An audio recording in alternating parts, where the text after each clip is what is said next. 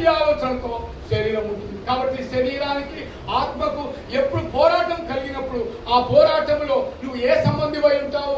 ఆత్మ సంబంధిగా ఉంటావా లేక శరీర సంబంధిగా ఉంటావా? ఆలోచన చేద్దాం. కాబట్టి ప్రియమైన దేవుని బిడ్డలారా, నిద్రపోకండి. ఎందుకంటే మనం నిద్రపోతున్నాం అనుకో సాతానుడు మనలో ఉండి నిద్రపుస్తూ ఉంటాడు. దేవుని మాటలు వినకుండా చేస్తూ ఉంటాడు. అలాంటి వాటికి మనము చోటివ్వక దేవుని మాటలకు చెవియొగ్గి ఉండాలి.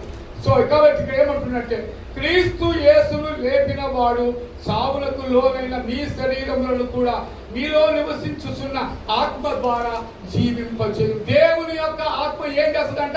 అది జీవింపజేస్తుంది. దేవుని యొక్క ఆత్మ ఏం చేస్తుందంట? మృతుల నుంచి సైతము లేపుతూ ఉంటుంది. దేవుని యొక్క ఆత్మ ఏం చేస్తుందంట? నిన్ను నన్ను బ్రతికిస్తూ ఉంటుంది. దేవుని ఆత్మకుండే లక్షణం ఏంటంటే బ్రతికించే స్వభావం ఉంటుంది. హల్లెలూయా. బ్రతికించే స్వభావం